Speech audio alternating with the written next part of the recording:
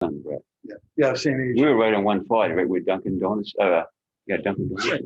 That's where we live. We went there were cars across the street. We were there. Common Ave. Yeah, they might. My parents passed away 5 years ago, so they finally sold that out. And I actually live on Sherman Ave. Sherman Ave. Where Joey's Carol's house. We bought Carol's. Did I meet you in person? Yeah, finally. I don't know what the correct protocol is now. How do I, but well, we make it work. We're friends with them. All of them. Yeah. So that will be right next to the gym building. Yeah. Oh, yeah. Set it up to have email here too, so that when Stuart presents. New mall. Yeah. What?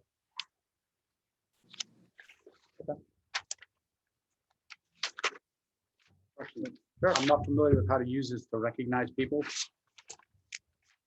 Go through the white control. Yep. So when you Oh, yeah, point that on. Yeah. That will go on, Okay, because this bottom one is on. Yep. Okay, but that'll go on and then you'll be live. So when you want to go live, you press that. There you go. okay, so we're live. Now you're live. One Okay. more. Yep. Just open up the meeting. Call the meeting to order of March 30th, the first meeting of the Town of Franklin CPA Committee. Call the meeting to order, and we only have one agenda item this evening, and it's member training led by Stuart. Saginor. You nailed it, Mr. Chairman. Stuart. He's the Executive Director, Community Preservation Coalition. Stuart? He's on there. He's muted.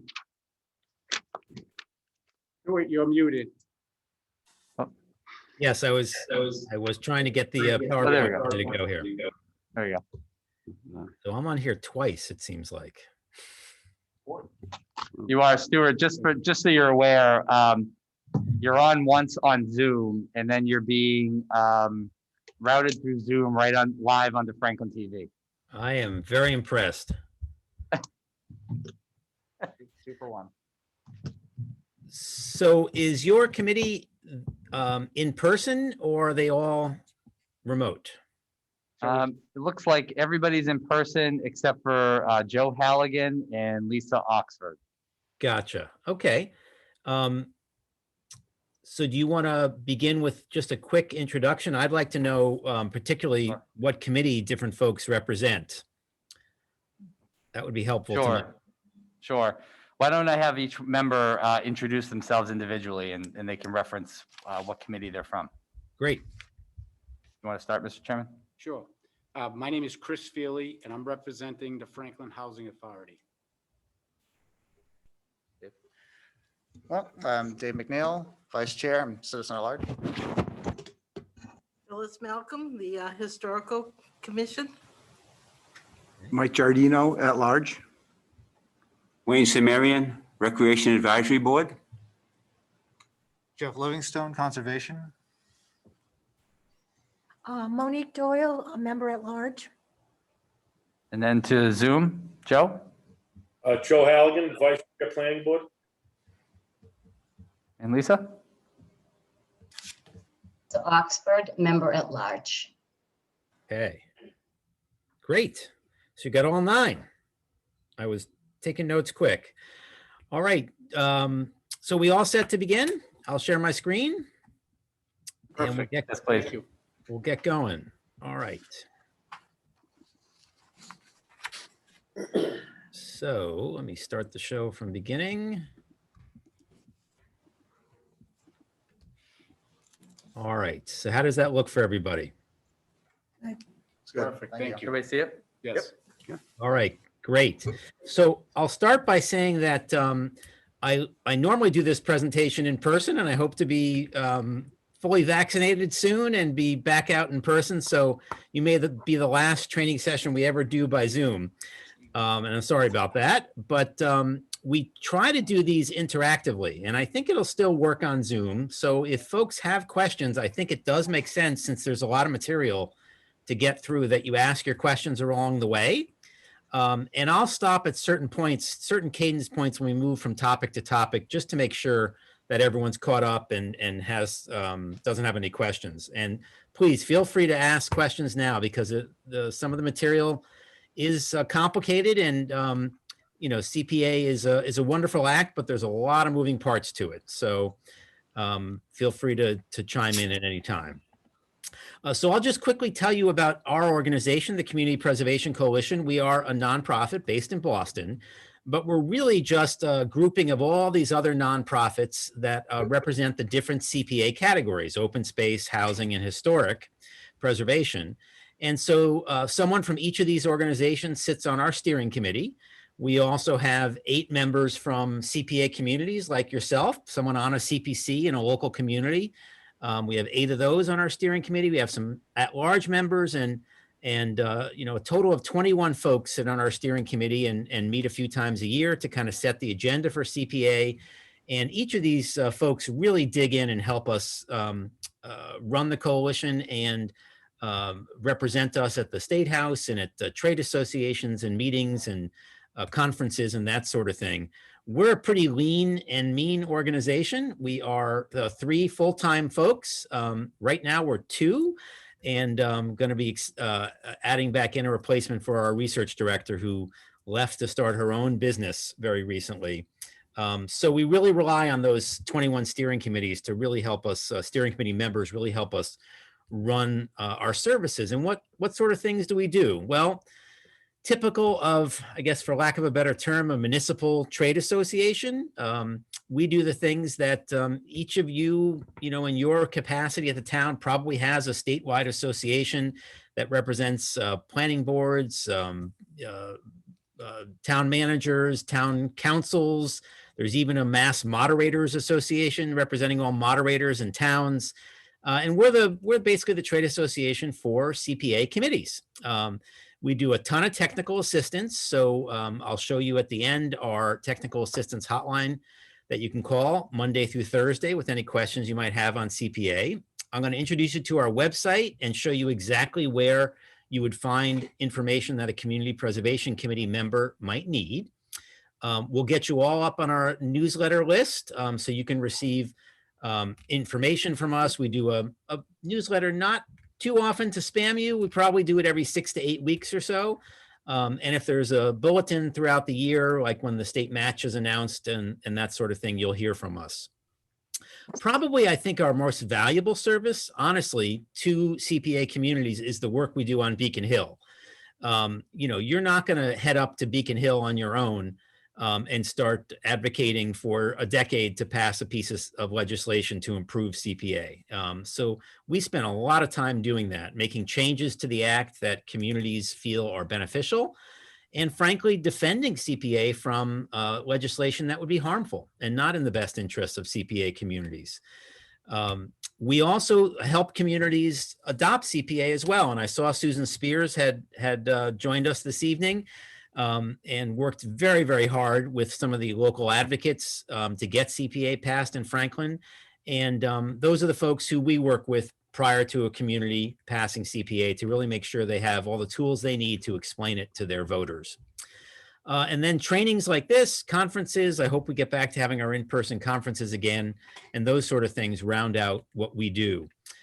People always ask us how we fund ourselves, so I actually inserted that right into the conversation, right into the presentation rather. We fund ourselves 3 ways. We have the traditional requests we make to foundations like any nonprofit or charity would do. Our member organizations, those 6 nonprofits, also help us in kind and with funding as well. But by far the largest source of our revenue comes from membership dues that CPA communities pay out of their administrative account. You don't even have to worry about that now. You are a complimentary member for us. We want to get you up and running and make sure your CPA program starts out on good footing. At some point next year, probably, you will have an administrative account. And at that point, we'll invite you to join. And hopefully you will. It's very much voluntary, but we're really honored that almost every single CPA community in the whole state has seen value in what the coalition does. So don't worry about that for now. We'll revisit that in the future at the point that you have an administrative budget available to you.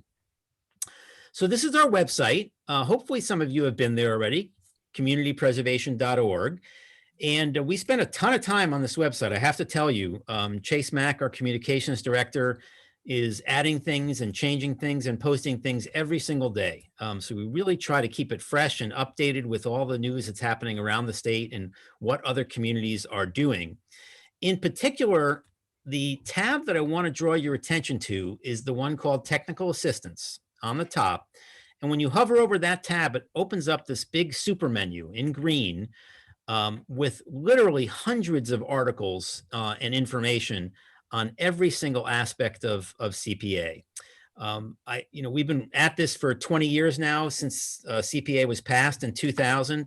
I'm not so sure we've ever taken anything off our website. It looks nice and clean and neat right now, but boy, when you get in there, there is a lot of information, very helpful information, particularly for CPA committee members. So I would encourage you to spend a little time as you get up to speed, looking through the Technical Assistance tab on our website. So before we dive into the main meat of the presentation tonight, which is what is a community preservation committee and what do you guys do and what are your first tasks that you have to tackle in the coming months, I just want to give you a broad perspective of CPA, because you are really part of a really terrific program that is in more than half the cities and towns in the state. Over 50% of the communities have CPA. But because most of the recent adoptees, like Franklin, have been cities or a city form of government, we now have 65% of the Massachusetts residents living in a CPA community. So more urbanized communities and city form of governments have really formed the backbone of communities that have adopted in the past decade. In the first decade, early on, it was more rural towns, suburban towns, more wealthier towns, Cape communities. But we made some changes with the legislature's help in 2012 to really incentivize more cities to come into the program and make it more flexible and meaningful for them. And it's worked terrifically. One thing we're really proud to say is no communities have ever revoked CPA. Once you've had it for 5 years, you can exit the program, and no one ever has. Every community that has adopted it has felt that it was really terrific and has stayed in the program. It's only even been to the ballot 3 times to revoke it. In all 3 communities, I believe it was Hingham, Sturbridge, and Northampton were the 3 communities that even went to the ballot with a revocation vote. And it was like 80-20 in all 3 cases to keep CPA. So it's really a terrific program. I don't think we'll be able to say that forever. At some point, someone's going to have some other priorities and want to exit the program. Hopefully it won't be Franklin. But at this point, we're really pleased that none of the communities that you see on this map have ever revoked CPA. So this is definitely my favorite map of Massachusetts, the one that shows all the CPA communities. The green are the towns, and the orange, yellow, depending upon how it appears on your screen, are the city form of governments. So a lot of them are town of, like you folks are, but have a city council or a city manager form of government. There were 9 new communities that adopted CPA on election day on the presidential ballot. So you were one of the class of 2021. I probably could maybe memorize all of them, maybe not. But the other cities I know we can start with, Greenfield and Framingham were the other cities that adopted CPA on election day. You are the first community that are organized with their community preservation committee and are going through the training. I have to say, it's really good to have a town manager named Jamie Helen, who has a tremendous background with CPA and who has worked on it for quite a while, because you folks organized faster than any community in the history of CPA. I have been doing this for 15 years. I've never done a training before the program actually begins in the community. So you actually don't start collecting money and officially join the program with your surcharge until July 1st. I've never done a training before July 1st. And it's really terrific. You'll find out in a minute the value of having been organized earlier. You're going to really have a lot more flexibility next year than other communities. Sometimes it takes years. West Newbury holds the record. Took 2.5 years after their election for West Newbury to get organized. They're a terrific CPA community now, but that just for some reason was a little slower in getting out of the gate. So the last thing I'll tell you statewide is to give you a perspective of the impact of CPA, because it really has been a hugely successful program. There have been about 13,000 projects. These statistics are all as of the end of last fiscal year. So they're almost a year old at this point, and we'll update it this summer after all the communities report what they did during FY21. But this is through the end of FY20.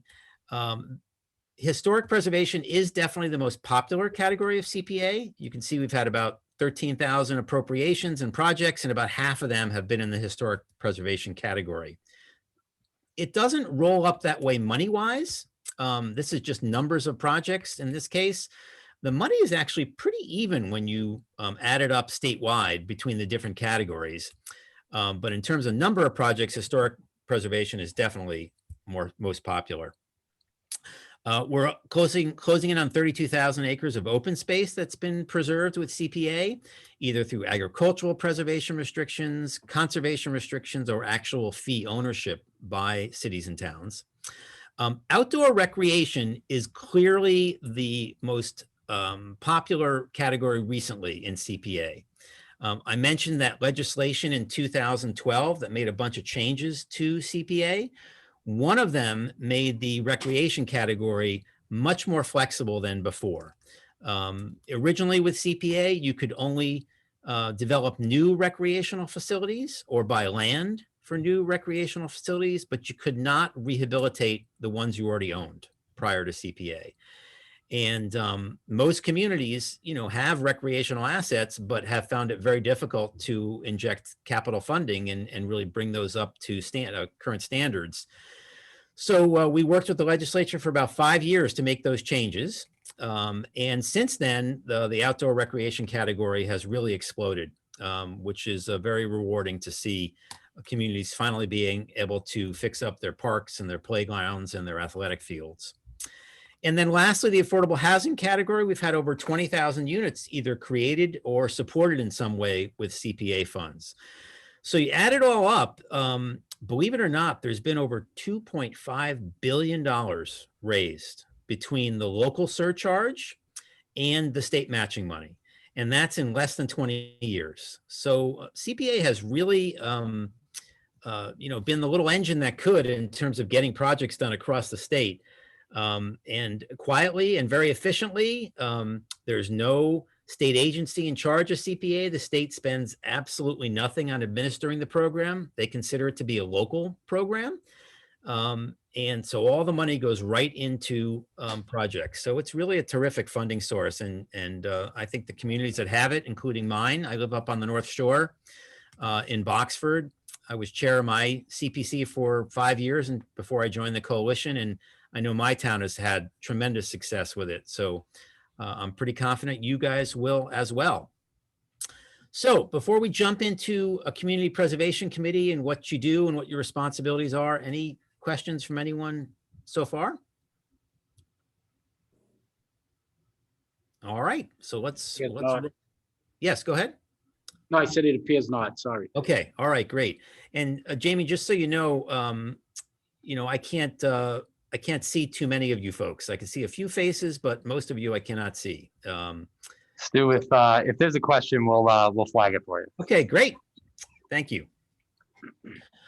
All right, so let's move on. All right, so you folks, now that you've come together and organized, and I think you organized the committee in terms of a chair and vice chair, you're ready to sort of dig in and begin your work. And the CPA legislation gives you a little roadmap for your first set of months and maybe even up to a year in terms of how long and how deep you want to dive on your getting yourself set up. The first thing that it requires a community preservation committee to do is to write a plan. And this doesn't have to be a plan that you create from scratch. You're all volunteers, and so far you don't have any administrative help. You don't even have an administrative budget to hire any help. So you really are supposed to take into account all the other planning that the city has done. And let me ask for a second, do you object to being called a city? Should I call it a town? I made that mistake once in Braintree. They're known as the town of Braintree, and they want to be known as a town. So If you want to balance it out, Stu, you can say the city known as the town of Franklin. okay, that'll be That a way you mouthful, but cover all your bases, and you might want to turn us into purple on your map so we can stick out. the unique. we support all colors here, Jamie. All right. So this CPA plan, the first thing you're going to do is grab all the other planning documents the town/city has. And then it requires you to meet with others, meet with the general public in terms of having a public hearing to get some input from citizens at large and nonprofit groups in town as to what they want to see out of your CPA program. Meet with all the other boards and committees that might intersect with CPA in town. And after a period of time, you roll that together in a written plan. Do not be bashful about looking through other plans from other communities. There's been about 175 other CPA plans. We have 6 or 7 of them on our website that we've looked through and vetted and make sure all the information was correct in those plans and accurate. And feel free, we put them up there in a Word format so that you could use them. When you read through these plans, you'll see tremendous local custom material that folks have really customized to their communities, but there's a lot of information about the program and about the history of the program, and there's no need for you guys to write that from scratch. If you want it incorporated in your plan and you like it in someone else's plan, go grab it. It's a public document, and we encourage you to do that. Because like I said, you're all volunteers and only have a limited amount of bandwidth and time to do this. We've had a couple communities that have actually hired outside consultants to do community preservation plans, and that's certainly something that you could consider doing. We've had a couple communities who've turned to their regional planning agencies. I don't know which one. Are you in SERPED's territory? No, Which region? MAPC. Oh, you're in MAPC's territory. Okay, great. I don't think they have written any CPA plans, but they certainly probably could. If they get paid, anyone will do anything. So that's certainly an option. But by and large, the vast majority of communities do it themselves with a little help from the folks in town hall and the volunteers of the committee. So it's really up to you as to how you want to do this. But the key is to really reach out to the community and find out what is important to the people and the organizations in Franklin in terms of the 4 CPA categories. So once you get that plan done, you then have some ongoing responsibilities, obviously, throughout the year. You do have to repeat that public hearing every single year. And once again, solicit the public's input as to what's important to CPA and what the public might want to see coming up that year on your CPA projects. And then you use that information to do a light refresh on your CPA plan. It doesn't have to be rewritten from scratch, certainly, but you'll want to, update it to any changes that have happened to the law, update it with a list of projects you completed the year before, update it with your financials from the year before, and those sort of things. In addition, a CPC kind of acts as a department head in terms of monitoring your account balances and spending. You don't have to do the actual accounting. The town accountant and the finance director and whatever you call your different finance people in town will take care of that for you. But they should be providing you with copies of your budgets on the same schedule that they do for all city department heads. So if the DPW director gets, a monthly report, the CPC should as well. So they can see where they're at in terms of their spending in their administrative account and also the various projects that have been had money appropriated them for CPA. And then to meat of the order, the last two things on this list are really the very essence of why the CPC exists. It's to make an annual budget and present that to the city council, and then to make recommendations for spending the money and appropriating money for projects. As you may know, and you'll probably hear me say this about 10 times this evening, the CPC can't spend any money itself except your administrative account. And even that has to be appropriated first by the city council. All the final spending decisions are made by the council. But conversely, the council can't make any appropriations from the CPA fund unless your committee first recommends that spending to the council. So there's kind of a checks and a balance there. And it is a very different arrangement than any other board or committee in town. You'd be hard pressed to find, a budget that has to be recommended by a committee, or else the council absolutely can't spend that money. So it's a very unique arrangement, and one that comes with a lot of responsibility for being on a CPC. All right, so let's talk about the coming year and what you would do. Obviously the first thing you're going to do, as we talked about, is to begin working on that plan. But here's where, Jamie being Johnny on the spot here and getting you guys organized ahead of time is really going to pay off, because it's not too late for you folks to recommend and submit a budget to the city council for FY22. Most communities are not organized in time to do that. So this is terrific for you, mainly because it will give you an administrative budget starting July 1st. And we're going to talk about exactly what that budget is going to look like in a minute. We're going to step through it. And I even have a format I can send you afterwards of what the actual order would look like that you would present to the council with your budget. You'll have to fill in your numbers, of course, but we can step you through this process. And like I said, it is going to be beneficial, because the ability to be organized in time to submit a budget and get it passed by the council before June 30th will give you an administrative fund starting July 1st to be able to hire some help to do the plan if you want to pay for the ads in the newspaper for the public hearing. You're required to advertise it in the newspaper for 2 weeks prior to the hearing.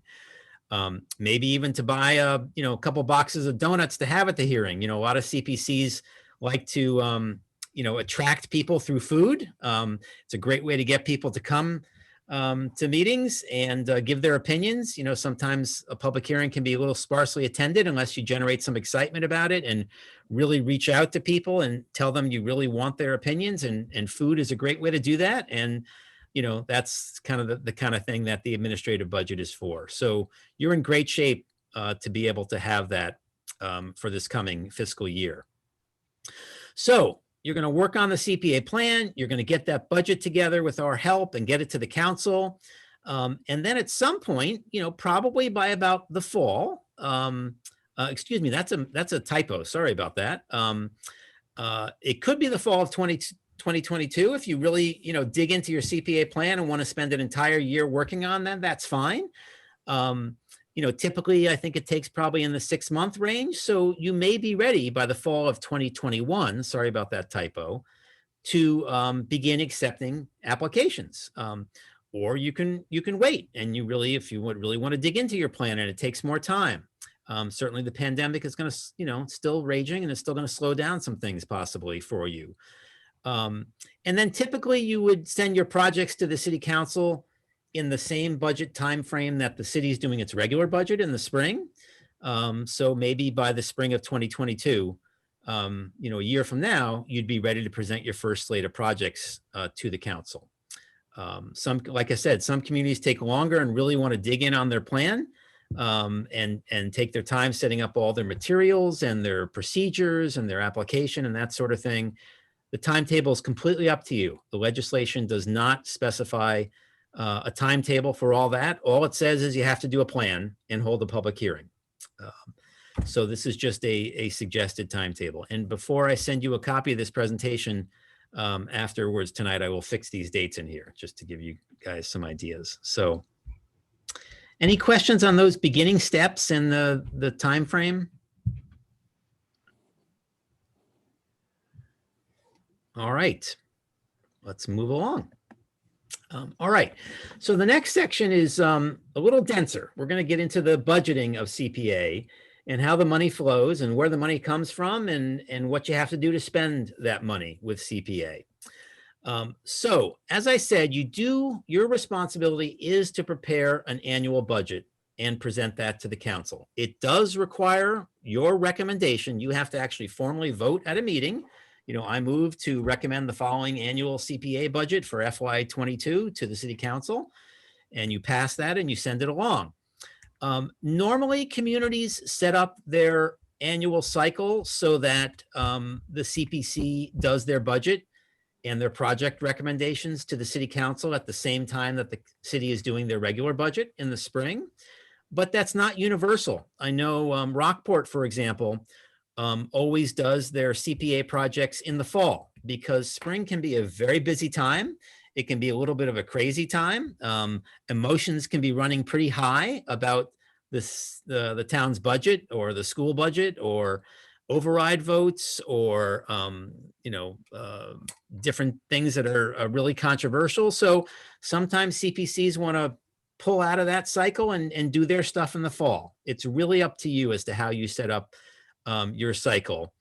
But at least for this year, I would definitely suggest that you send them a budget this spring at the same time they're working on the regular budget. Now, to do a budget, just like at home, when you do a budget, you need to know how much revenue you're going to have. That's the very first thing in the budget is how much money are we going to have to spend in the coming year? And for right now, let's talk about it as if we're doing a budget for FY22 for next fiscal year. So your total budget for CPA is only based on two numbers. You have the money you're going to collect locally through that 2% surcharge, which I think, Jamie, correct me if I'm wrong, is going to be somewhere in the range of 1.2, 1.3 million. Is that what you guys are thinking? That's correct, Stu. That was based off, I want to say FY20's numbers. So that probably will be a little higher, probably closer to 1.4 million. Right. Okay, great. So that's the first part of your budget. And then you get a distribution from the statewide trust fund every November. So that is the second number that you need to be able to do your budget. Now, the FY22 budget is going to be easier than any budget you're ever going to do because you don't get a trust fund distribution during FY22. You will not get a distribution this coming November. The way the trust fund works is you collect your local money for an entire year, and then you get your match after the end of that year. So you're going to get your first match in November of 2022. And that'll be based on what you collected in fiscal year 2022. So your estimated local revenue for FY22 is just going to be that 1.3, 1.4 million. So that's the only number you need. And, your municipal officials probably want to take another look at that based on the current tax data they have and the current tax rates. But that's the number you're going to need from your finance department or Jamie to be able to start working on your budget. What are we expected to collect in our local surcharge for FY22? All right, so let's talk about the trust fund a little bit, and then we'll get back to the budget because the trust fund is the best part of CPA. You can always raise your taxes by 2% to pay for projects that you want to do in town. And you could also always have overrides to pay for projects, but none of that would come with a guaranteed annual state match from a CPA trust fund. So it is truly the magic of CPA. I'm not so sure any communities on that map would be green or orange or purple if it wasn't for the trust fund. Frankly, it's the magic. It's the engine that makes CPA go. And it is a true trust fund.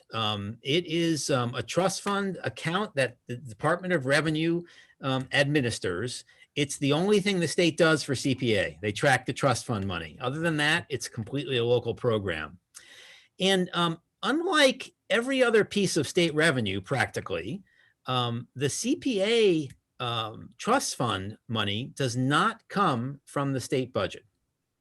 It comes from a dedicated fee that was created in 2000 when the legislature, first passed CPA and Governor Cellucci signed the legislation. It added a surcharge onto all documents filed at the Registry of Deeds in Massachusetts. So anywhere in Massachusetts, when you step up to the window at a registry and you file a mortgage or a deed on your property or trust fund documents or a mortgage discharge, a second mortgage, equity line of credit paperwork, any piece of paper you're filing at the registry, there's a fee you pay to the state. Most of it goes to the state's general fund. But on almost all documents at the registry, $50 of that fee goes to the CPA trust fund. There's one document that's $25, and that's municipal lien certificates. But everything else has a surcharge of $50 on it, and that money funds the trust fund. Now, the exciting part of this and why your timing on CPA is spectacular in terms of when you're joining the program, the exciting part is that that fee up until about 1 year ago was $20 for most documents and $10 for municipal lien certificates. And it hadn't changed in 20 years. And the matching money from the state was getting awful thin because we have 186 mouths to feed, right? There's 186 communities and they all share that trust fund. And that's why you're kind of all in this together, because you're all taking a piece of the pie out of that trust fund, all 186 communities. So the matching money was down into the single digits. And when I say a matching money, what I mean is a percentage match against what you raise locally. So last year, if you had been in the program, you would have received 28.6% of what you raised locally, or 28.6% of $1.4 million. That would have been your match last year. Before those fees were raised, it was getting darn close to single digits, below 10%, the match. We took, I think, eight years to get the legislature to pass that legislation. It is not easy to pass legislation in Massachusetts, and to pass legislation that generates money is next to impossible, especially money that is outside the regular budget process. And this trust fund is outside the legislature's control. They cannot grab this money without changing the CPA law. The only thing that can be done with this money is to pay it out to a match every November to the 186 CPA communities. So, already last year, that match was a lot higher than it was the year before. And this coming year, I think it'll even be a little bit higher. Of course, you don't get your first match till a year from this November, but still, we're in a definite upward trend on the trust fund. And it's also doesn't hurt that the real estate market is gone absolutely bonkers. CPA really depends the revenue with the Registry of Deeds. There are lots of different types of documents that are filed at the registry, but it really depends upon the real estate market. Those are the vast majority of the documents that are filed. So between the increase in the fees, the surcharge fee at the registry, and the tremendous, real estate market right now, the trust fund is really doing well. There's three figures I want to show you on this chart, just to give you an idea of how much money is brought in to the trust fund. So the last year of the old fee structure, when the fees were $20 per document, the trust fund brought in $23.2 million. Last year, the trust fund brought in $56.9 million. And that didn't even have 12 months versus the new fees. It only had 10 months with the new fee structure and 2 months at the old fee structure. So this coming match in 2021, in November of 2021, is going to be the first match where we'll have all 12 months at the new higher fees. And we're now 4 months into that trust fund year. We've collected November, December, January, and February. And the trust fund has already brought in $27.2 million. So in 4 months, it brought in more than the entire year back in 2019. It's up 131.7% from last year, just in those 4 months. So it's really a terrific time to be joining CPA if you're in terms of the trust fund. Any questions on this state revenue or the statewide trust fund? Yes. How that works? Yeah. When you talk about the match, the base match, it's not 100%, it's just 28.6%. Correct. CPA in its first 6 years, back from 2001 to 2007, it did match 100%, but it was an accident, honestly. The folks who created CPA never dreamed that it would be 100% matching fund. Their goal was to, be somewhere in the 30 to 50% match. And that's what most of the state grant programs are, are not 100%. They're matching funds, sometimes 30, sometimes 50%, depending upon the different state programs that are out there. But in the beginning, it was another go-go time at the real estate market. Number one, it was when interest rates were plummeting, so everyone was refinancing. Sometimes people were refinancing 2-3 times a year back then when the interest rates were just plummeting. And each of those refinancings created tremendous money for the trust fund. And you heard me say that the initial communities that adopted CPA were very small and very, for the most part, suburban and rural. So there was enough money to pay everyone 100% for 7 years. But it was probably the worst thing, honestly, that happened to CPA, because it became known as the program that was a 100% matching program. And it was never designed that way. So when it finally fell below 100%, it fell quickly. And then there was a lot of gnashing of teeth of the state has reneged on their promise, or they're not funding it the way they used to. That was not true at all. The funding formula has never changed. It's been the same for all One more question. 20 years. Yeah. You see that match going up at all with the present interest rates on property and so forth? Interest rates on property. Do you mean buying houses right now, the interest rates really dropped. Okay, so you're talking about mortgage interest rates. Yeah, I mean, I'm just saying, with people being able to buy homes and so forth, I mean, do you see this rate going up at all, this match? Or just in general, do you see the matching rate percent going up at all? Yes, I think it's, like I said, the real estate market is doing terrific, and most of the reason is those low interest rates. So I do think this year's match in November is going to be a little bit higher than last year because of that. The Department of Revenue does all the estimates on the trust fund, and they do it right about now. Sometime end of November, early April, they'll put out their estimate. So we'll see what they say in terms of the projections for this coming November. The long-term trend, I think, this is not going to be a crazy real estate market like this forever. We're really constrained in inventory in Massachusetts.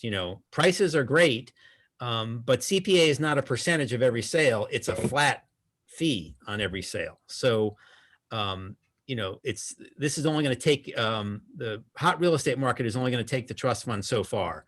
And, new communities might join CPA, and every year your local surcharge goes up. So your claim on the trust fund goes up a little bit in each of the 186 communities. So it's definitely not going to, go much higher.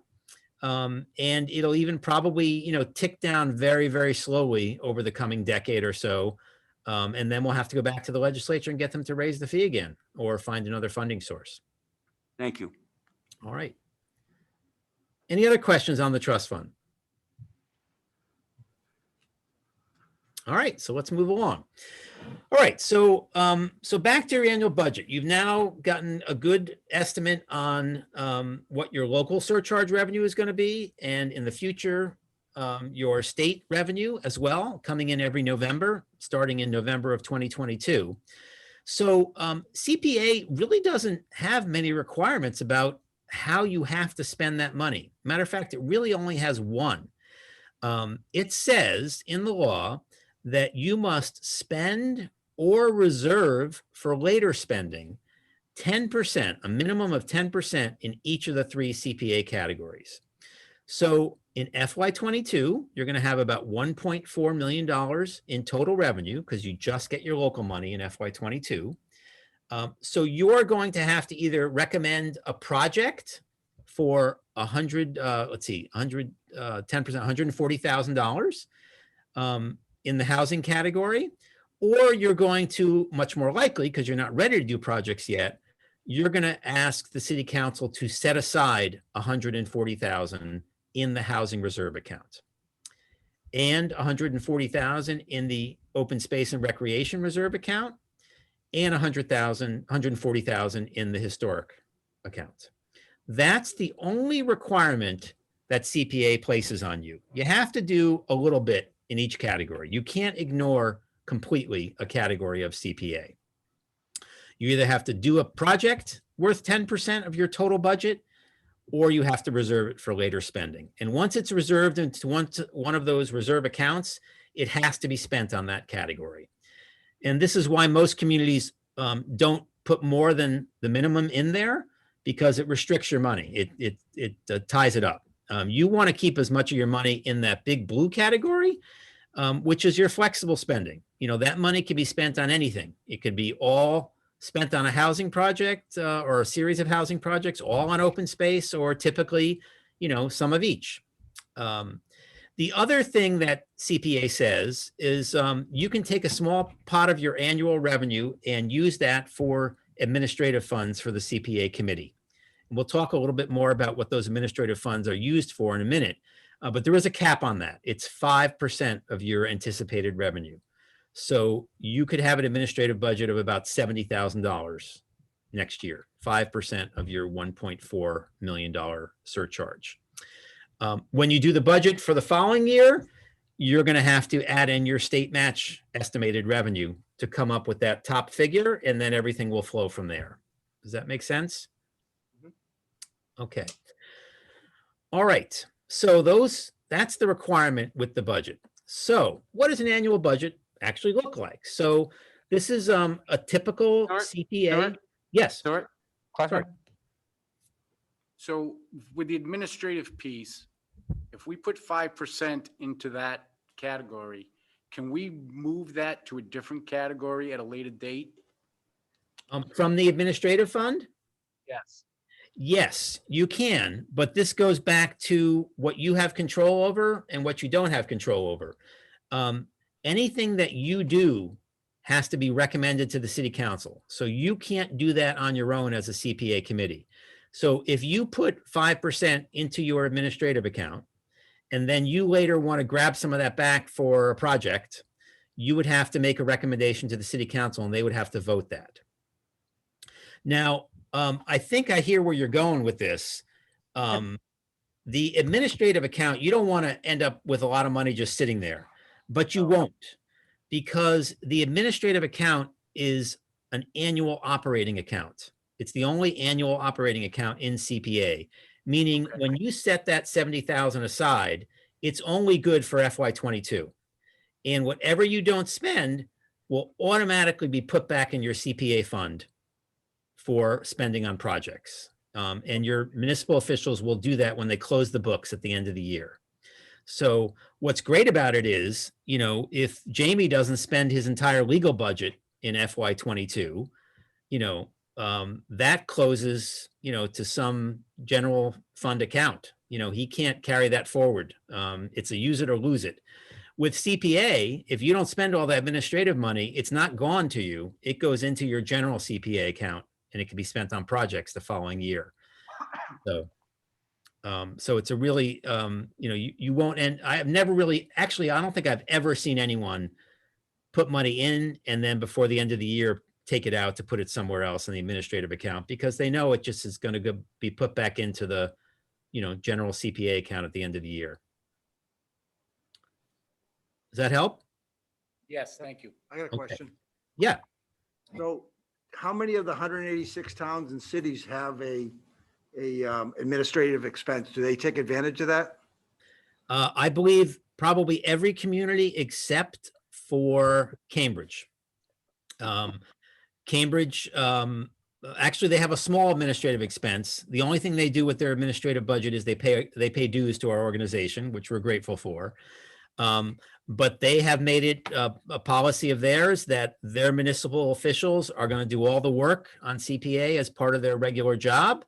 And they're not going to spend any of the CPA funds on administration. That's incredibly rare. Almost every community spends a little bit. There is, in terms of another way to ask that question, how many communities spend the full 5%? That's pretty rare. I think Newton probably spends the full 5% because they have a full-time CPA administrator. Somerville probably spends the full 5%. Most communities spend only a tiny fraction of the 5%. But we do recommend that you put 5% in at the beginning of the year because you don't know what kind of things are going to come up throughout the year. You don't know when a piece of land is going to present itself to you as a possible acquisition when a farmer passes away and you want to protect that land and you need to do an appraisal. And an appraisal costs, $5,000. So you can't anticipate everything you're going to need. So we do recommend that communities, when they do their budget, that they ask for the full 5% from the city council. And there's no danger in doing that because if you don't spend it, it's just going to go back into your regular CPA account at the end of the year. And the city council will give you a new 5% administrative budget. Makes sense. I have a question. Yes. In the CPA law, is it defined exactly what counts as administrative expenses and what the administrative account can be used for? It is not, but my next slide, I think, talks about that. All right. So it's not defined in the law, but we have seen through DOR letter rulings over the years and town council opinions, we got a pretty good handle on what it can be spent for and what it can't be spent for. So I'm going to talk about that in a second. Sounds good. All right. So let's do a quick annual budget for you. It's going to be really simple this year. I'm assuming you're not going to have any projects in the next, month or so to recommend to the city council, unless something is really hot that I don't know about, but probably not in the next month anyways. So your budget will probably consist of an estimate. Let's say it's 1.4 million. Jamie will figure out with the municipal officials exactly what that should be. You're going to take 10% of that. For argument's sake, let's say it's 1.4 million in your revenue, and you're going to put 140,000 in your housing reserve account, 140,000 in your historic reserve account, and you're going to ask the city council to put 140,000 in your open space and recreation reserve account. By the way, open space and recreation share a reserve account. By open space, we mean conservation land, buying land for conservation purposes. And by recreation, we mean active recreation, parks, playgrounds, athletic fields, community gardens, trails, those sort of things. So it's really kind of passive and active recreation. Two different types of projects, but they do share one reserve account. All right. So I would recommend that you ask for 70,000 or 5% in administrative funds. You're probably not going to have any new projects this year. Any projects to recommend. So what you're going to do is ask the city council to put the balance in what's called a budgeted reserve account. So it's going to be the 1.4 million minus the 140,000 in each of the three reserve accounts minus 70,000, whatever that number is. And my math, I usually estimate $1 million so I can do it in my head. But I picked up on your actual of 1.4 and I can't do that in my head. But whatever that balance is, your budget is going to request that the city council put that in a budgeted reserve. And the reason you do that is a little piece of complicated municipal accounting. But let's say that amount is, well, let's do it real quick, right? 1.4 million, 140,000 times 3 is 420. And then the 70, so it's about $500,000 between the reserve accounts and the administrative account. So you're going to have about $900,000 that you're not putting into the reserve accounts or the administrative account. The way municipal accounting works in Massachusetts, that 900,000 is considered unbudgeted revenue. And once Franklin sets its tax rate with the Department of Revenue, anything that is not in a budgeted account, you lose access to it until the fiscal year ends. So you do tax billing, what, 4 times a year in Franklin? Yep, Yeah, so you set your tax rate sometime in late November, early December, Jamie? exactly. Okay, so if you don't put that 900,000 in a budgeted reserve account, you're going to lose access to it between December 1st, if that's the date you set your tax rate, and June 30th of 2022. In fact, it's going to be a little longer because technically you don't get access again to it until the town has closed the books on FY22. And that can take a couple months. Actually, towns have 4 months. They can go all the way till October 31st to close their books. So potentially that money could be gone from you temporarily from December 1st through the following October 31st. But if you include it in your budget, in other words, you take the entire 1.4 million and tuck it into a different account, you'll have access to that for the full fiscal year. And you're probably going to want to spend that 900,000 next spring. You know, if you do your first set of project recommendations to the city council, you're probably going to want that 900,000 to spend. And you wouldn't have it unless you put it in a budgeted reserve. So that's a pretty simple budget, honestly, for FY22, because you don't have any projects and you don't have your state matching revenue in FY22.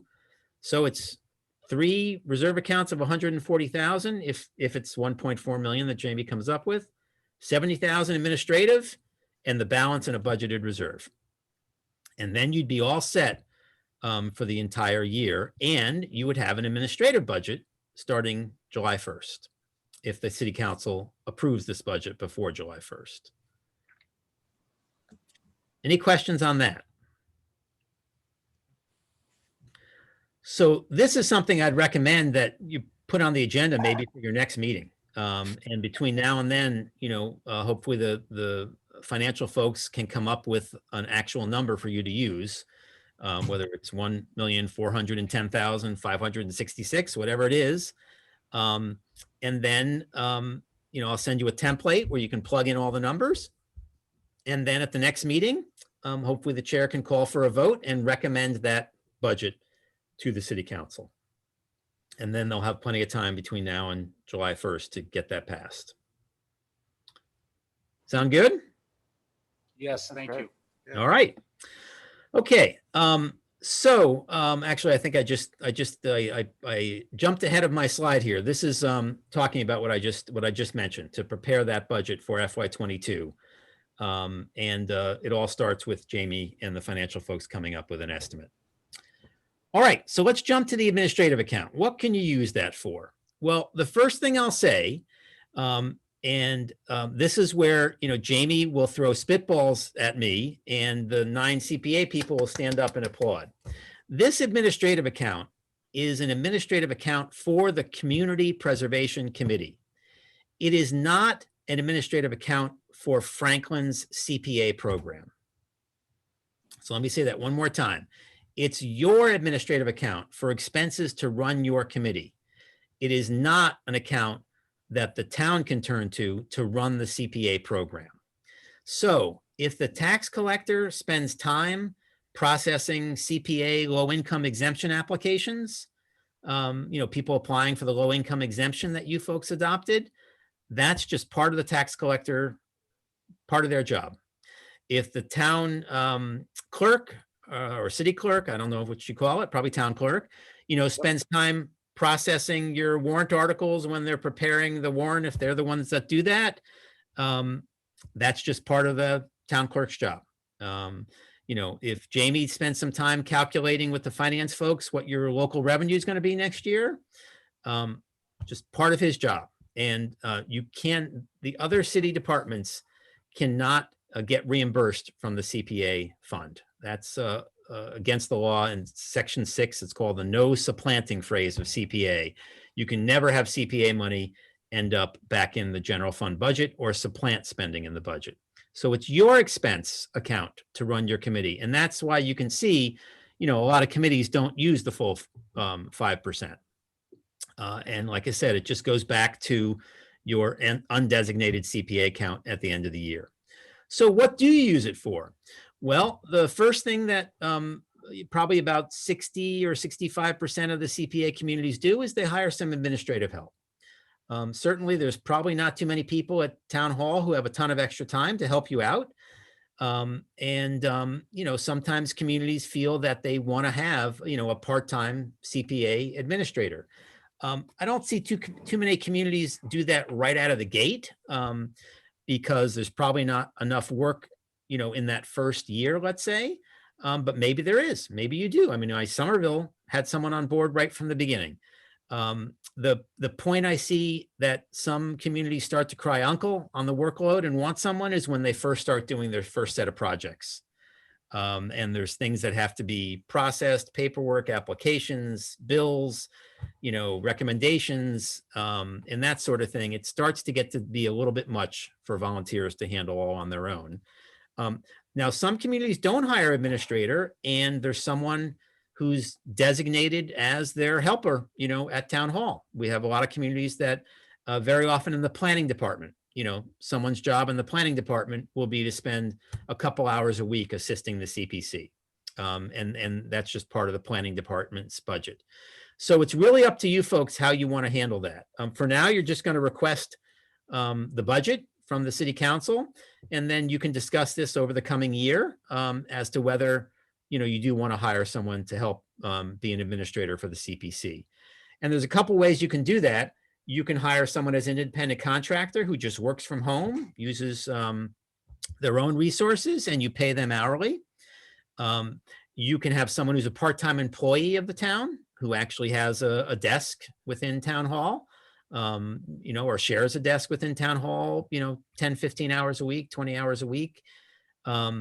Or like I said, you can have someone who's already on the payroll at the town handle those duties, but they can't get compensated from the CPA fund if they're already a town employee to do that. They would just do that as part of their regular job. So those are kind of the three ways we see administrative assistance being supplied to the CPC.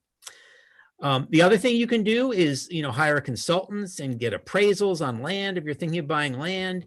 If you feel there are some studies that you need to be done to give you a handle on what the CPA needs are of the community, you know, basically anything that's due diligence on the project applications you get going toward town meeting. So if you get an application from the Conscom to buy a piece of conservation land, you're going to need an appraisal on that. And the Conscom doesn't have the budget for that. So you're going to use that from the administrative fund.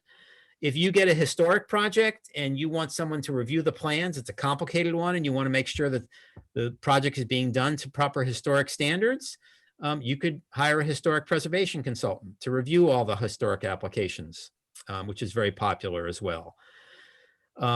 You know, small things, the newspaper ads for the public hearing. You know, you might want to print a flyer to hand out to people that explains the CPA program. You might want to print a bill stuffer for the first set of tax bills that go out next year. You know, people are going to be seeing this surcharge on their tax bill for the first time, and CPA by law is separately itemized on their tax bill. So they're going to see taxes, you know, $4,000, CPA surcharge, $75, whatever it is. And a lot of people will say, hey, what's this CPA thing? I don't know what that's about. So the first time you send out tax bills, you know, it's nice for the CPC to pay for a little flyer that can be inserted in there explaining everything about CPA. So it's really up to you folks how you spend this money, but it is all about the expenses of running your committee and things that you decide on that are important at your committee. And once the town council gives you a budget to go with and appropriates that money, then it's just a vote of the majority members of the committee. You know, I move that we spend $5,000 to get an appraisal on Farmer Johnson's land because the Conscom thinks they might want to buy it. And then everyone votes, and then you spend the money. So did that answer whoever asked the question about what you use the administrative account for? Yes, thank you. That was very informative. Okay. Any other questions on the admin account? All right, let's move along. So one of the neat things about CPA is that you can borrow against your future CPA surcharge in the same way the town borrows against its regular tax revenue stream. The town probably doesn't have $400,000 sitting around when a fire truck needs replacing. They might bond that. The town doesn't have $7 million around to build a new police station. They're going to bond that against future tax revenues of the town. You folks have a 2% revenue stream that has been given to you by the taxpayers. And that 2% surcharge will continue until such time as CPA is revoked or the surcharge is reduced at the ballot, which is very rare. So you have a revenue stream that's bondable. And that is up to you folks as to whether you want to tap that revenue stream. If you want to recommend to the city council that a project be bonded, that is your option. And it can be very useful because, especially let's say a big land purchase comes up in the next year.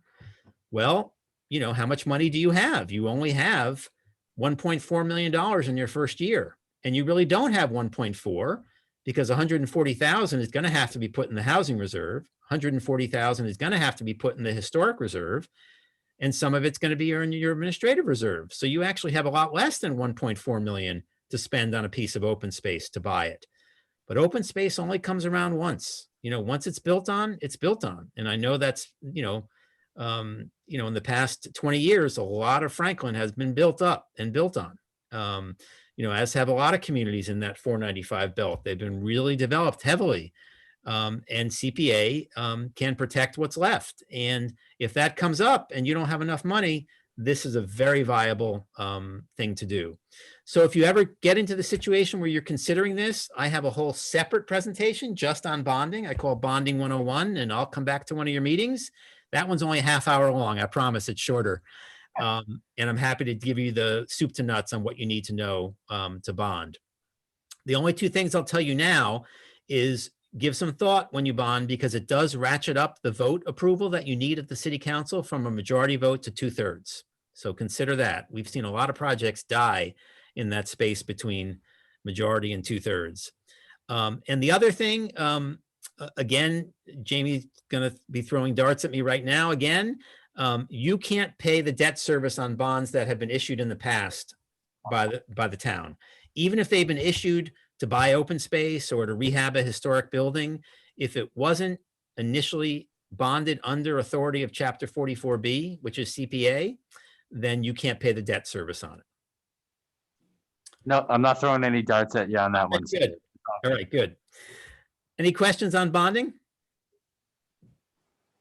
All right, super. So let me know if that comes up.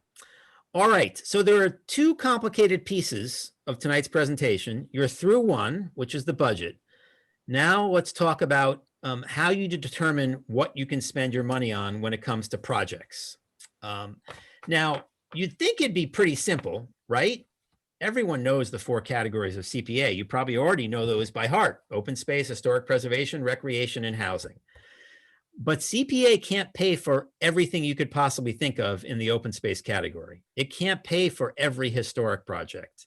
It is a restricted fund, and it has very definitive rules. There had to be 4 walls around it. And CPA is pretty flexible, but there had to be 4 walls somewhere, or else things would get out of hand a little bit. So what folks don't realize is, in addition to the 4 categories, each CPA project has to be covered under one of these verbs that you see on the left-hand side.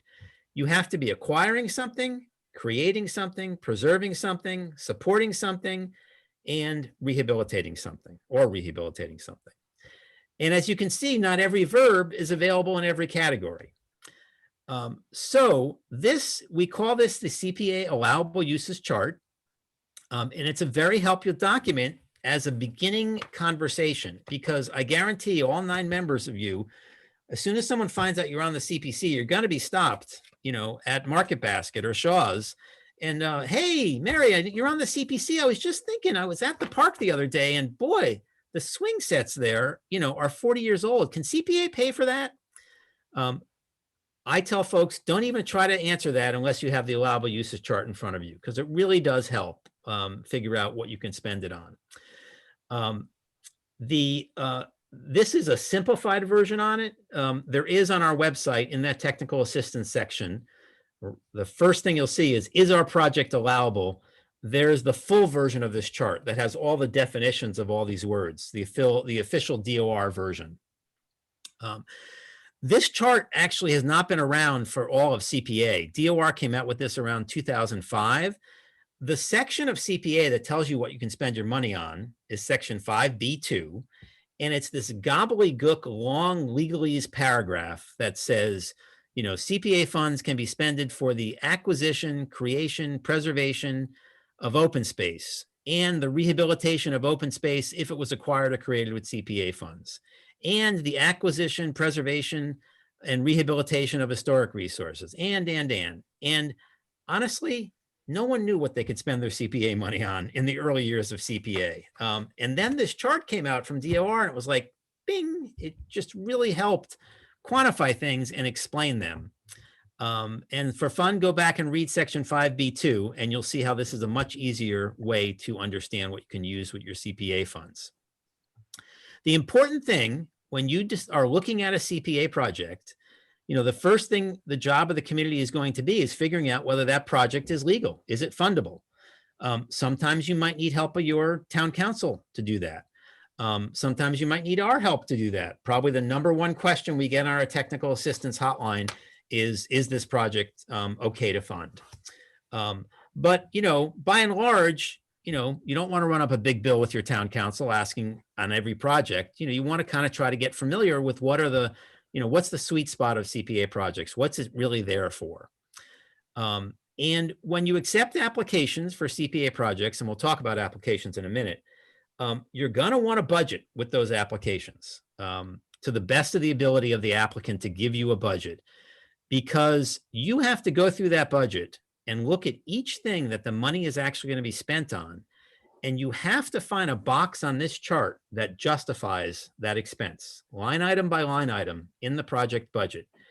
If you can't find a box or boxes to stuff an expense into where it says yes, or yes if acquired or created with CPA funds, if you can't find a box that says yes, it's not eligible for funding.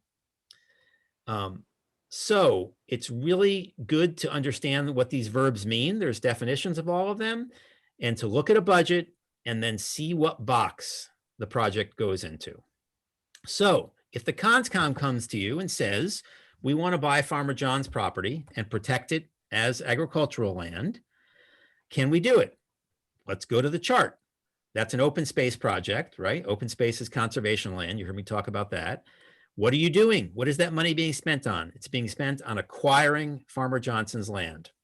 You're good to go. All right. Someone comes to you and says, we want to create those little plaques that you see on historic houses all over town, you know, circa 1776, the Colonel Johnson house.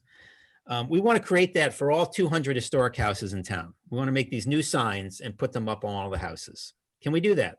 All right, let's go to the chart. In making those signs, designing them, and then paying someone to fabricate them, are you acquiring a historic resource? And there's a definition of a historic resource. It's a building, structure, vessel, real property, document, or artifact. Are you acquiring real property, documents, artifacts, boats? No, you're not. Are you preserving, protecting from injury, harm, or destruction is the definition of preservation. Are you preserving real property, documents, artifacts? No. Are you rehabilitating them, fixing them up, bringing them back to their original glory? Nope, not eligible for funding. Matter of fact, there actually is a perfect box for that to create these new signs. It's that create box in the historic category. And guess what it says? You can't create something historic. And I always laugh at that. I think, you know, the legislature sometimes gets things right. And sometimes they don't. But in this case, they were dead on. You can't create something historic with CPA funds. Believe it or not, that was, that's a long story. I won't get into that. There was a change necessary to CPA to fix a little boo-boo of the legislature on that. But they did get that one right. You can't create something historic. So those signs are not eligible to be funded with CPA. A question that I always get asked, the last thing I'll tell you about this chart is, why is support available only in the housing category? Very popular question. And support even has a very broad definition too. So it really allows you to do a lot of things in the housing category. And the reason is, the legislature knew housing was going to be tough. It is going to be your hardest category to implement. I guarantee it. Housing is expensive. It's politically charged. It's based on land, which is scarce in New England. It's a tough nut to crack. And so they wanted to give towns as many resources available as possible to do housing projects. So you'll notice it has the most verbs available, right, of any of the categories. And so they wanted to allow you to do things if it's in support of affordable housing, like doing a housing production plan or hiring a housing coordinator for the town, it's eligible for funding. On the other hand, they didn't want you moving the entire Parks and Recs maintenance budget over to CPA. So that would have been very dangerous to have support in all those categories, I think. And clearly they're not. So any other questions on the chart? We are happy. We do this a lot with communities. When you get your first set of applications, the very first time, sometimes we set up a Zoom call and we go through each application, and I help the towns figure out where they fall on this chart and how to make that analysis. And it can be very helpful to go through that thinking of how you make those decisions. And I'm happy to do that the first time around at some point in the next year or two when you get to your projects, your first round of projects. All right, it's all downhill from here. Those are the two most complicated parts of the presentation. So I want to maybe get on my soapbox just a little bit and talk about, what CPA is truly for and what it's really not for. By and large, when the legislature created CPA, the one thing they had to promise the anti-tax advocates in Massachusetts, the Prop 2.5 lobby, if you will, is that CPA was not going to supplement the regular city budget. You have a regular city budget, you have 100% of your tax revenue that comes in, and it's available for city spending. And CPA is not supposed to replace that. And it's not supposed to be added to that.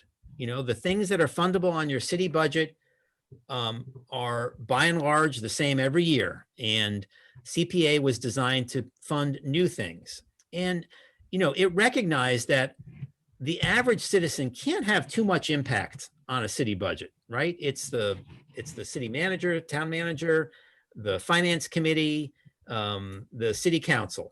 Those are where the real control is on the city budget. The average person can't really impact the city's budget too much, other than maybe choosing to elect a different city councilor if they want to. But CPA is designed to be exactly the opposite. It's a grassroots bottom-up process. It's a voluntary tax that the town has agreed, the voters in town agreed to tax themselves for. And it's a grassroots effort to get it passed. And the ideas should come from everyone. That's why the legislature wants you to really beat the bushes out in the community to see what's important to them. Everyone should be able to submit an idea for state funding. And it goes to the CPC, you guys make recommendation, and then you send that off to the city council. In the end, both of these budgets end up in the same place, right? The city council makes the final decision, but the process is really different. CPA really should be a bottoms-up approach where the grassroots and the different committees in town and the volunteers and the nonprofits, everyone really gets a say and an access to this funding.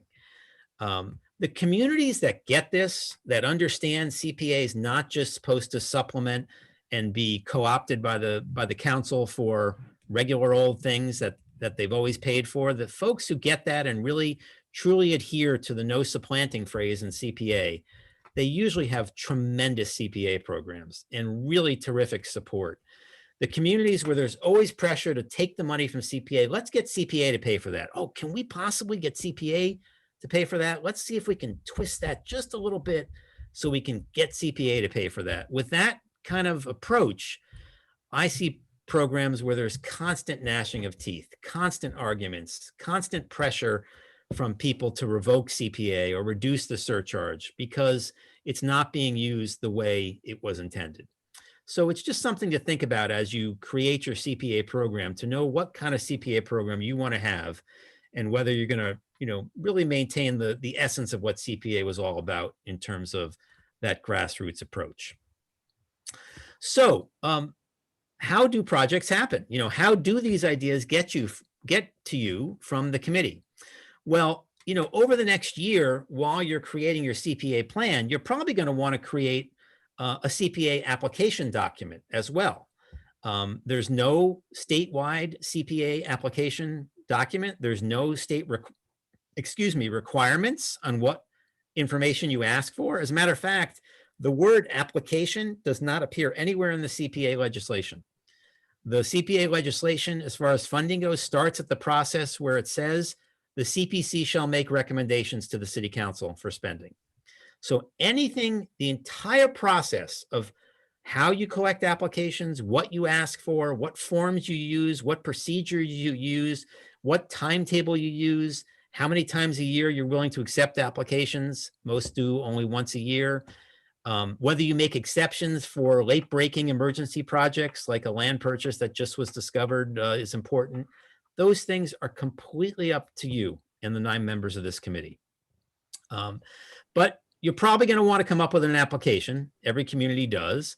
And we have samples on our website as well of sample applications. So don't feel again that you have to reinvent the wheel. Take a peek at the variety of different applications we have. I'd recommend that you really look at the 2-step application process, which most communities do, which is step 1 is just a very simple form that basically says, tell us your idea, and all the CPC does with that is looks through it and determines whether it's eligible for funding. And if it is, they let the group know and they proceed to a full application step. The last thing you want to do is have someone spend untold amount of hours putting together a formal application, getting estimates, getting a budget, getting letters of testimonial, only for them to approach you and say, and you have to say, we can't fund that. It's, it's a sign project in the historic category. We can't fund that. That's when trouble starts. Someone calls the city council and complains, writes a letter to the editor of the paper. You just don't want to have someone really invest that much time and energy into something that's not eligible. So this 2-step process can be really helpful. And we have an example of a 2-step application on our website.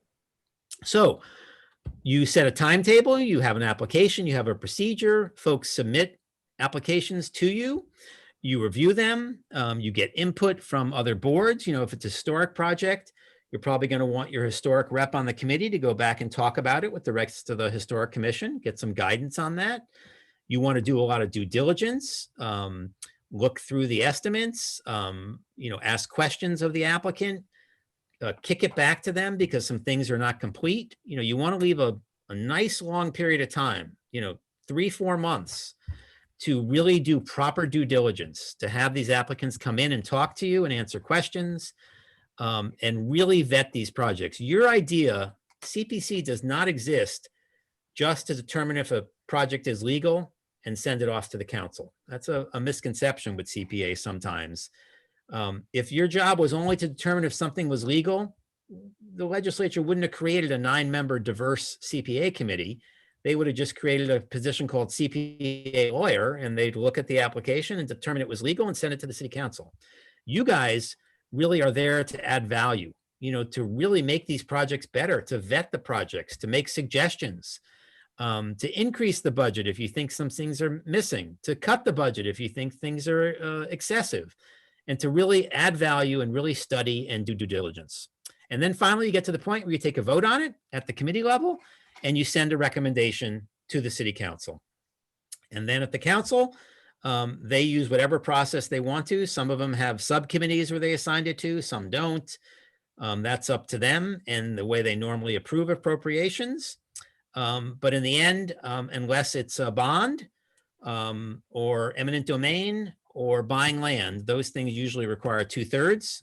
All the other projects would just be a majority vote of the council. Any questions on that process? I have a question. Joe Halligan, Vice Chair, Hi. Planning Board.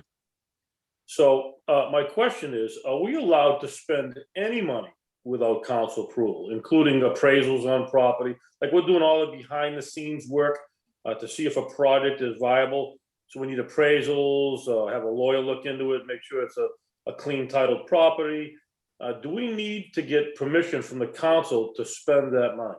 No, that's the only thing you don't need permission from, but they have to appropriate a pot of money into your administrative account at the beginning of the year first. So when you do your budget and you ask for 5% or 70,000, or if you only want to ask for 50 or 35, whatever you guys decide, when you ask for that money, you're asking the council to appropriate that to the CPC. And then you folks can spend it by a majority vote at the committee meeting.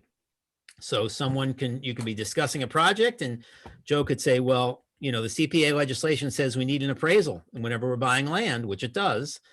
Jamie got an estimate from an appraiser for us and it's somewhere around $5,000. So I move that we appropriate $5,000 from the administrative fund for the ConsCom to be able to do an appraisal on Farmer Johnson's land. All in favor?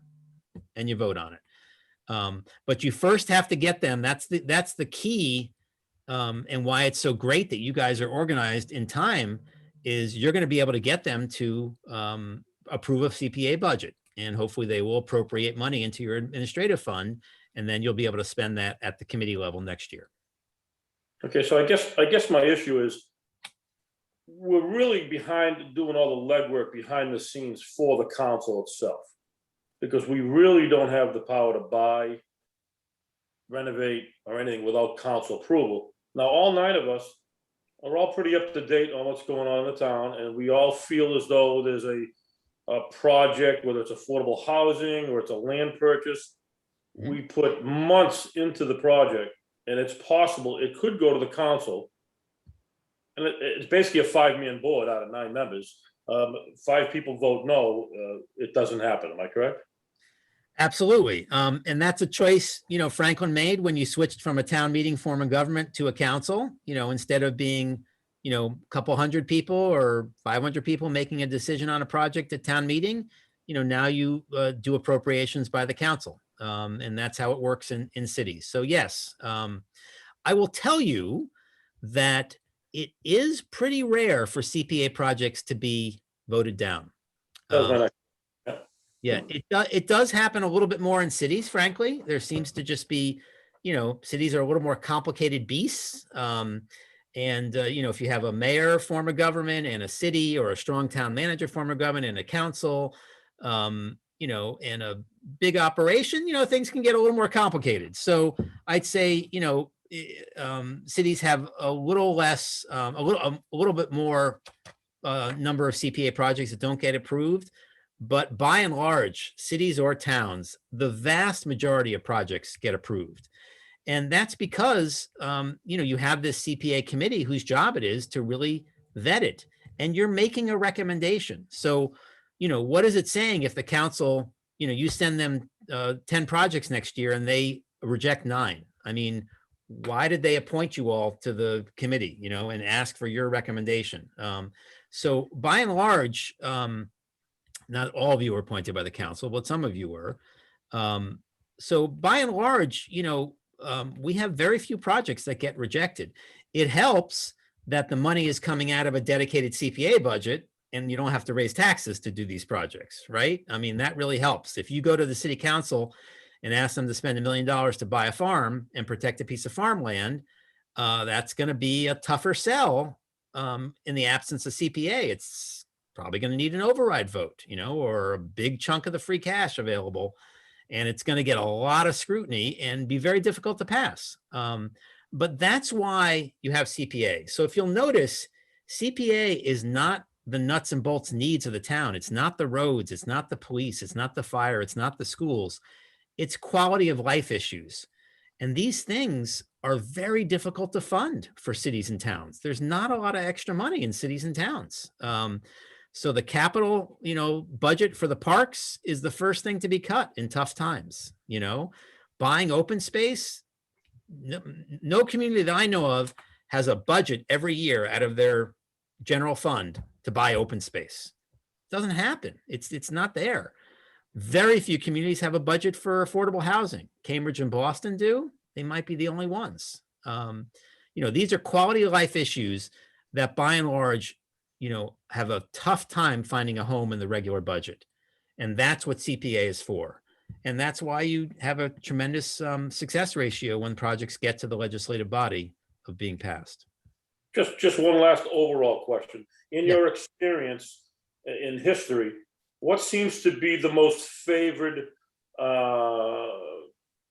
piece that everybody is in favor of? Would it be housing, recreation? Is it historic? Have you seen them sway more to one item more than another? Not too much. I think that housing probably brings the most controversy because housing, is development, and there's always going to be abutters. And it is, can be a lightning rod, housing development. So that probably gets a little more static than the others. But by and large, these are all quality of life, really great things. They're all fun, exciting things that really make living in Franklin a better place. And so, they all get a lot of love. Okay, thank you. I guess I'd say one more thing to answer that question. The one thing that I think stands out a little bit about CPA is having a budget to buy open space. I mean, that truly is something that most communities can never do. You might be able to scrape together some capital money for the parks every now and then out of the regular budget. You might be able to apply for a bunch of, grants to get nonprofits or housing developers to build things that the way you want it to be built. But by and large, the open space, once it's built on, it's gone. It's gone forever. So that was the very essence of CPA. Excuse me. It was actually based on the Nantucket and Martha's Vineyard Land Bank. That's what the essence, the genesis of CPA back in the 80s. A gentleman named Bob Duran, who was a state representative, who Jamie knows very well, filed the first CPA legislation when he was a state rep, and then carried that with him to the Senate when he became a state senator, and then carried it with him to becoming the Secretary of Environment, where he finally got it passed after a decade and a half. Like I said, it's not easy to get the state to pass money items. But it really started as an open space protection funding source. And then the other things kind of were layered in as time went on. Yep, Monique? If someone were to write a grant, for example, for historic preservation, can that grant money be incorporated into the CPC funds or the CPA funds? So I think I understood your question. It's if someone comes to you with $100,000 historic project and they ask you for $50,000, and then they want a little bit of money to hire a grant writer to apply for grants to get the other $50,000. Is that what you're asking? Yeah. Yes. Actually, that was a surprise to us. We once asked DOR that. We didn't think that grant writing would be really an eligible CPA expense. And to our surprise, they said they felt it was, because it's helping to contribute to the success of the project. It's always easy to pay for something 100% out of CPA, and people will come to you and they'll ask for you to pay the full freight. But a lot of CPA committees want to see some other fundraising from the groups that come to CPA. They want to see some private fundraising or, some grants from state agencies. There's a lot of money out there particularly in the open space and the housing category. Recreation and historic don't tend to have as many funding sources outside of CPA. But yes, the short answer to your question, you could put a small budget in there for grant writing to be able to supplement the CPA funds. So how do the nonprofits figure into the funding? How do they help? Great question. So I don't think the legislature necessarily anticipated this when they created CPA. I think in their minds, they were thinking CPA was only going to fund municipal projects. They were only going to fund things like rehabilitating Provincetown Town Hall that you see here on this slide. And if you've been to Provincetown, you've seen this spectacular town hall. It's the center of activity in Provincetown, and it was rehabbed top to bottom with CPA funds. I think most legislators, when they were voting for CPA, thought all the money was going to be spent in this way on municipal assets. It has not turned out that way. And in fact, a huge part of CPA is supporting projects from non-municipal entities, nonprofit or even for-profit housing developers, Habitat for Humanity, land trusts who are protecting land, neighborhood groups who are the backbone of trying to rehabilitate a park in their neighborhood, boys and girls clubs who need their historic building rehabilitated that's open to the public every day and is one of the most popular places to go in town. So providing funding for nonprofits has become a big part of CPA. Not in every community. There are some communities who feel like they want to keep the spending on municipal assets, or the majority of the spending. There's one community I know of that spends all their money on nonprofit programs. That's Williamstown. They're the only ones in the state who do that. Most have a mix, of maybe 70% municipal projects and 30% roughly, this is anecdotal, spent on nonprofit organizations or private. There are a whole set of rules about spending public money on private property. We don't have time to get into that tonight, but there's an article on our website, which is in the technical assistance section, says it's called "Can We Fund Private Projects?" And you'll see some of the additional things you have to determine there. Basically, you can't spend public money on a private asset for private benefit. You can spend public money on a private asset for public benefit. So there has to be a public benefit component to the project. This is Jeff Livingston from Conservation. I do have a question. Yeah. About rights of the asset, rights of the work that's being done. So effectively what you're saying, I'm very shocked at this actually, that you're actually able to provide public funds to private projects or private entities for which there's a benefit, but that doesn't necessarily convert to rights that the city or the municipality might have for those rights or for that asset. Is that correct? Absolutely. Yep. Okay. That's something that, usually is negotiated and outlined in a formal grant agreement, a contract that is signed between the city and the private entity. We have a whole article on grant agreements on our website and samples of different legal contracts that cities and towns use before they give money to a private entity. There is a grant agreement, a contract that is signed that details, what are the rights and responsibilities of each party. Because so often, having done a great deal of grant writing in the past at the federal and state level, or been involved in it, you essentially give up, any private rights to those entities in order to get the funding. That's usually part of the agreement. And that's not something that necessarily a municipality would want to do or want to agree to if it's using its own set aside money, at least in part or majority, for that particular activity. Can you give me an example of what you're talking about? Because I'm not sure I understood the. Well, I understand that basically, if you're working with nonprofit organizations, and many times, essentially, you cannot reserve rights for your community only. You basically have to open it up to essentially pretty much anyone. So let's say, for example, let's say that we basically went out and we got grants for Delcart, for example. Let's say let's say, for example, just throwing out numbers. So it was $2.5 million project. And we basically went out and we raised $1 million of nonprofit money from the Sierra Foundation or something, just again, throwing things out, right?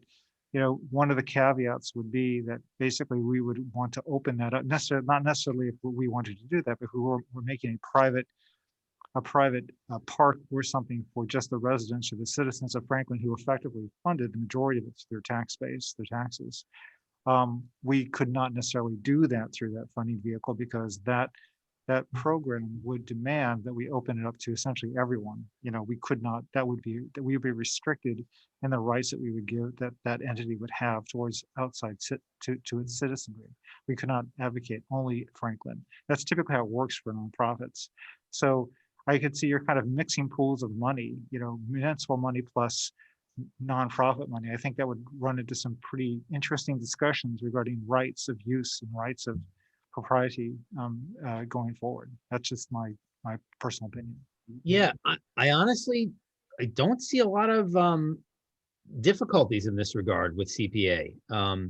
But the example you just gave, were you talking about a project on municipal property or on the private property? Where was the plan? In this case, it's municipal property. Yeah. Okay, all right. So that's a completely different animal. That's where a private entity is investing in a municipal project, right? That's not what we're talking about with CPA. We're talking about the public entity, the city, investing in work at the Boys and Girls Club's historic building. So we're talking about the opposite of what you're talking about. I see. Joe Halligan, Vice Chair. One question, which has been a big hot topic in the town of Franklin lately, is affordable housing. Have you seen CPA join the private sector in construction of affordable housing? 100% of the time. I have, other than Boston and Cambridge, municipalities don't usually build affordable housing. And by the way, CPA is for affordable housing only. Up to 100% of area-wide median income is the people who can live in CPA housing. But it almost always is a partnership between the town and a developer. With CPA, we've had a lot of partnerships with for-profit developers because for-profit developers do build affordable housing. And we've seen a lot of partnerships with community development corporations, which are quasi-governmental organizations. And we've seen a lot of partnerships with nonprofit groups and faith groups and Habitat for Humanity type organizations. And, you know, we've had a lot of communities partner with veterans organizations to build veterans affordable housing. Yes, it's almost always a partnership. With most of the work being done by the other entity, not the city or town. And I'm guessing you don't have a housing department in Franklin. Yes, Stuart, we actually have a municipal affordable housing trust. Okay, but does that have a paid staff or? Well, it's generally our planning department. We're a staff of 4. There's a community development director, Brian Taberner, who's on the call tonight. We have a town planner, a conservation agent, and we have an executive assistant who also has been managing our housing portfolio for about 25 years, Maxine. Okay, so you have dipped your toes into it a little bit more than some other communities. So, you know, those sort of things are projects that the planning department's going to take the lead on probably. It will probably be the planning department applying to the CPC. You know, when other city departments want to use CPA funds, they put in an application. You know, if the Parks and Recs department wants to fix up a park, they put in an application, just like anyone else with the CPC. If Jamie has an idea of how he'd like to use some CPA money, he puts in an application. He put it city manager at the top or town manager at the top of the application. So a lot of those housing projects are probably going to be driven by the folks who are already doing that sort of work with the Housing Trust. But you may receive an application from Habitat for Humanity to do a project, or you know, very common, the local Community Development Corporation, the Metro West Community Development Corporation, which I don't think works down in your area, although they did a project in Medway, not too far from you. they apply to CPA programs all over, Metro West for funding. So it'll be a combination probably of things that come from your planning department and then other outside organizations. So That my- help, Joe? Joe Helen again, Vice Chair. So my question is, being on the planning board, we're always talking to people, developers, and we're trying to get an affordable component in town. And a lot of developers are complaining about the cost of material, labor, the land value. So if someone, I'm just gonna throw an instance, was coming with a 10-unit downtown building, could they apply the CPA to possibly sponsor 2, 3, or 4 affordable units within their project? Absolutely. Happens all the time. And it's a great way, to get affordable housing built in your community because the developer is doing all the work and you're just writing a check to, buy down some of the units to be affordable. It's a tremendous way to get affordable housing done. Bedford has done that a lot where they have partnered with developers and then just bought down, from market rate to affordable rate, some of the units in that development.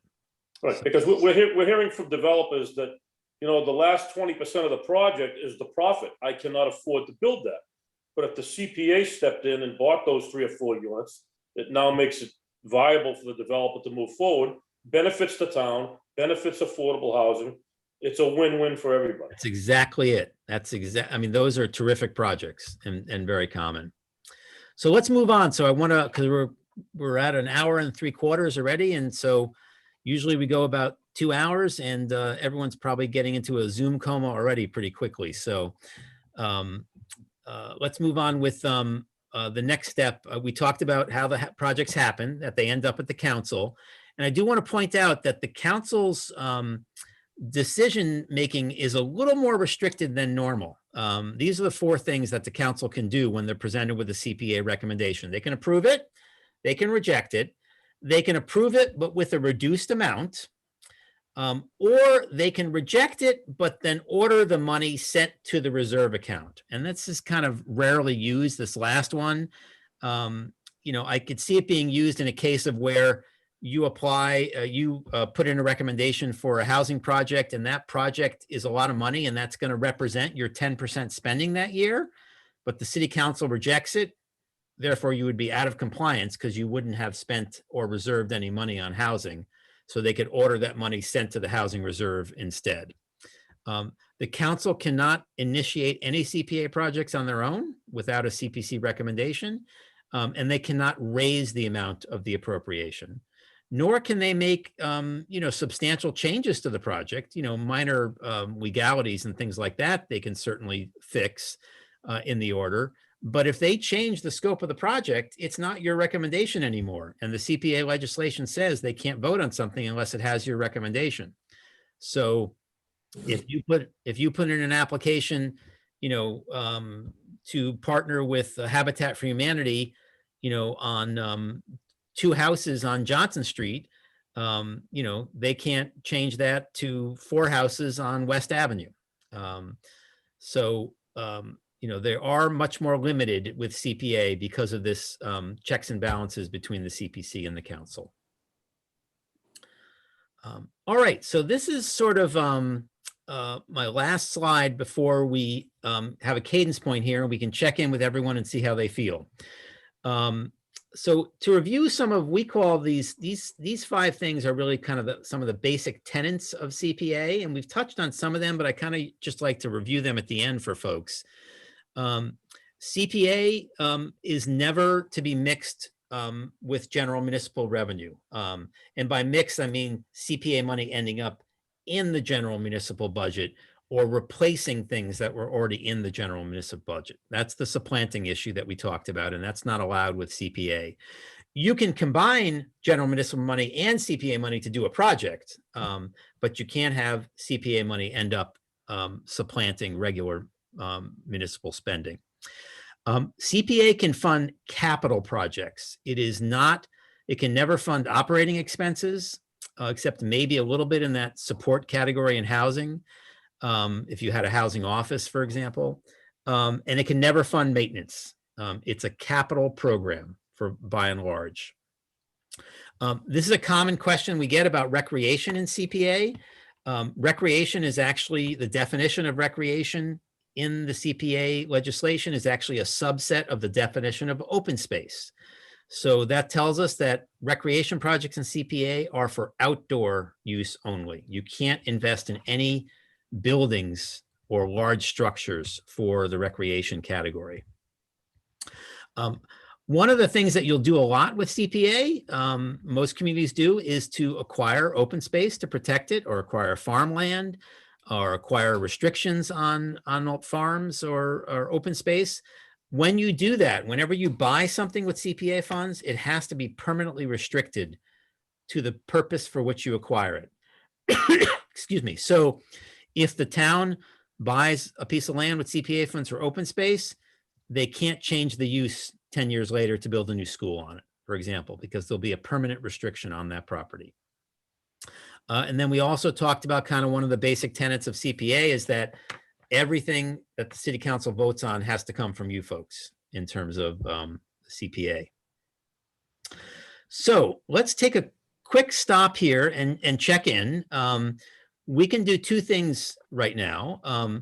We can just take some general questions and call it a night. I do have about 10, 12 slides of examples of great projects from other communities in the different categories of what types of things CPA funds. I have done these slides in about 5 minutes in record time if I kind of give it the express version, if you want to get a peek at what some of the other communities are doing with CPA funds and the general themes throughout the spending.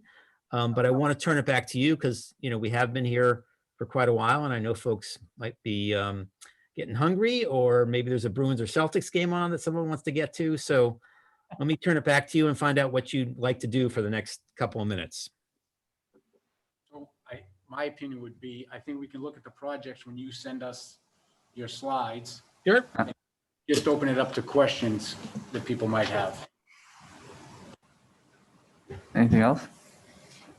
Just one question. So just roaming around a little bit on the site that you have a fantastic database of previous projects by year, town, et cetera. I was just wondering if it's possible to get details of any of these projects. Do we write to the cities themselves, or do we actually go through your organization directly?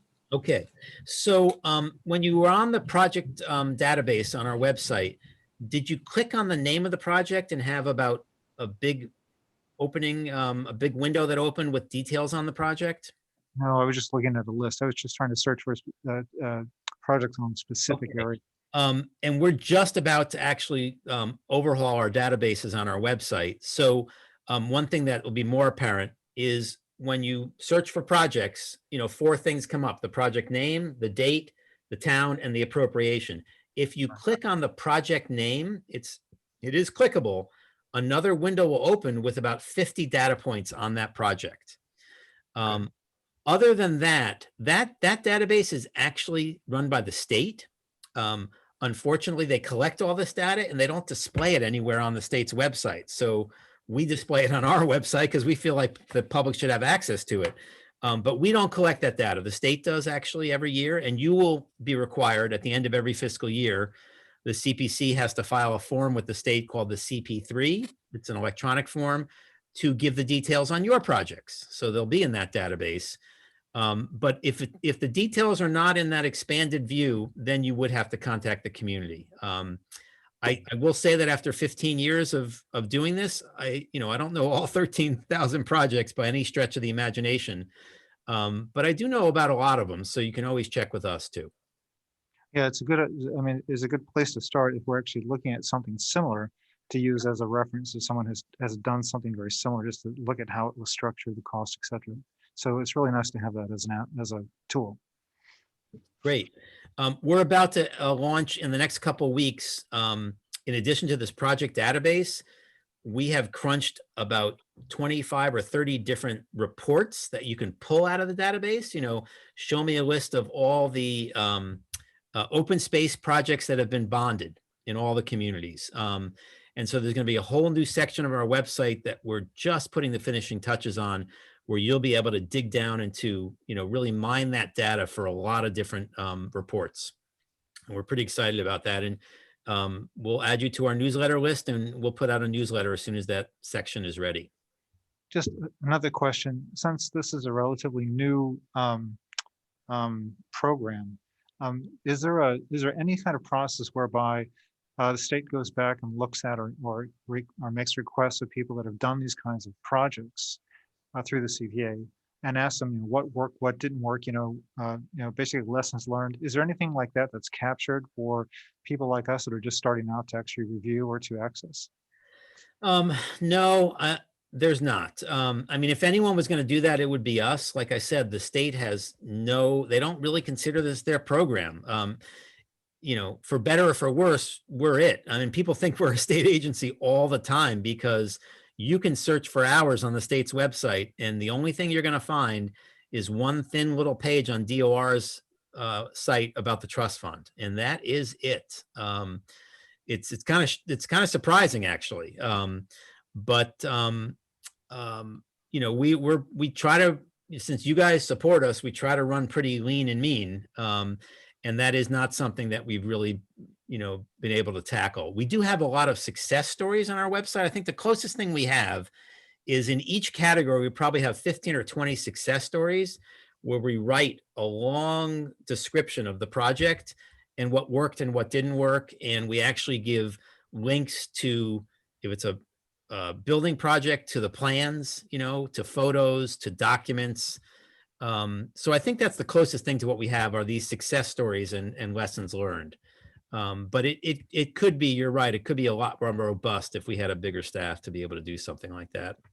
And one last question, I'll stop with the questions. For conservation, there is a fantastic organization run by the state that actually brings together all the conservation groups of the towns together at least twice a year. The big one is in the fall. And again, this is pre-COVID, of course, but that actually turns out to be an incredibly excellent venue for networking, sharing, again, the whole idea about what worked, what doesn't, stories, projects, et cetera, with the different conservation groups in the different towns. Is there something like that for CPA, or is there something like that envisioned in the future for CPA? Yes, absolutely. We have done many conferences in the past. And as soon as we bring on our third staffer, that is going to be one of their main jobs, is to restart those conferences again post-COVID. So we usually do them regionally. So we have one in the western part of the state, and then the next year we'll go southeast, and then the next year we'll go northeast. Anyone can come from around the state, but we try to move the location around so it's not always in one part of the state. Thank you. No problem. I have a question. So we have open space, housing, historic. Are we looking for projects of each one of those every year? Because we want to have a project fitting each one of those. Not necessarily. No, we have lots of communities that build up money in their reserve accounts. So you are not required. Matter of fact, you're not required to approve any projects at all. We've had some communities, take a year off because they had, so many projects in the pipeline. The municipality was having a tough time administering all of them. So they take some time off. You are not required to do any projects in any category or do any projects at all each year. The only thing you are required to do is reserve that money in the 3 reserve accounts if you don't do a project in that category. Oftentimes, Mike, is something like the housing issue would be a great example. $140,000 in a year really isn't going to buy you a lot of units. So typically a strategy in the CPA plan might be to say, okay, the committee feels comfortable with this project or this concept. Maybe we should save up X amount of dollars from the 10% every year, plus an additional 5%. Therefore, in 4 years, 5 years, you'll have X, $1 million, and you can be able to contribute towards a project, something like that. Open space is the same way. Recreation, certainly the same way. And so that's going to be a deliberative issue. I think once we go through all the presentations over the next several months, on each of the categories, the committee's gonna have to decide, do you want to spend all the money up front? Or do you want to save some of it for larger things? And make no mistake, there's already a ton of projects in town that are backlogged that will require multi-million-dollar investments. You will almost always have more applications than you have funding. So that Especially is, at the start. yep, absolutely. And there is one downside to being organized so early. The community like West Newbury that took 2.5 years to organize, they had a ton of money to spend coming out of the gate because they had the 3 years that they weren't organized to spend, and then you can always spend 1 year in advance, and just like the city does, spending for the next year. So they had 4 years worth of funding coming out of the gate. So one thing about getting organized so early is you're only going to have, FY22 money to spend, over the next year. So if there's a negative to being on top of the game, that's it. But that's a pretty small negative. Joe Halligan, one last question. So I thought I heard you correct. If the board discovered there was a 10-acre parcel available for sale, and we really feel as though that land would fit someday into something that we would be interested in doing, maybe the relocation of a historic building, a possible park, a garden, a public garden where people can plant their vegetables like I've seen in other towns, but we don't know the exact use. Are we limited to buying that because we don't know what we're going to do with it? That's one of the great things about CPA, is that you can buy land for all CPA purposes. And this is typically done, not necessarily where you have no idea what you're going to do for the land, although you certainly could. But it's typically done where you have a pretty good idea of some things you want on that land, but you never have time to finalize any of those ideas before you have to go to closing, right? Usually when land comes on the market, it's not going to stay there very long. And folks don't want to, when they decide to sell, they want to sell. So, typically in that situation, you would ask the city council to buy the land for all CPA purposes. And then a committee would be appointed by the council to study the land and make recommendations on what to do with that. Now, one thing about CPA is anytime you buy land, you have to put the proper restrictions on there. So in this case, you would wait to put those restrictions on until you determined, okay, we're going to use these 5 acres up front for affordable housing, and then we're going to put soccer fields in the back. And we put a housing restriction on the 5 acres and a conservation restriction for recreational purposes on the soccer fields. We've had some communities do 3. My community bought a piece of land, and there's 50 acres of conservation land in the back with hiking trails. And there's 20 acres of fields, multi-purpose fields. And there's a 12-acre parcel up front that's going to be developed for affordable housing. That's the one piece that's still not built yet. Okay, I guess my last question would be, being on the planning board and seeing developers coming forward, is it possible if they were to come forward with a project and there is a lot of land left over, can they donate that land to the CPA? No, you can donate money to the CPA account. So people can make private donations and say they want that money deposited in the CPA account. Land would be donated to the town. The CPA program doesn't own any land in and of itself. When you use CPA money to buy land, it's town land after that. It has a restriction on it for, one of the 4 CPA purposes. But the land is all owned by the town. The CPA is not an entity that owns land. So Okay. they'd be donating the land to the town, and they'd probably be, the town, every time land is donated to a town, the council has to vote to accept that donation. You don't want to, someone can't just foist off their contaminated land on you. You have to accept that donation. Right. Usually you accept it for a specific purpose. So, the council would pass an order to accept the donation of this land for conservation purposes or for recreational purposes, if the person donating it wants it to be used in a particular way. Okay, thank you.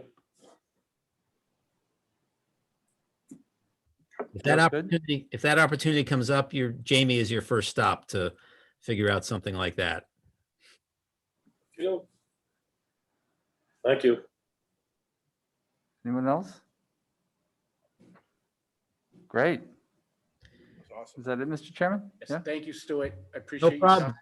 I'm gonna Stuart. put my, I'm just gonna put my, the last slide here with our phone number and, encourage you all to, call or email. My email address is on the website. And we're happy to answer questions. We're happy to help you get up and running. When you have a draft CPA plan, we'll proof it for you, make some comments and edits and see if we can, make some suggestions for you on the plan. We'll review your projects, the first time around. We definitely want to see you guys get up and running and be very successful. We're really excited.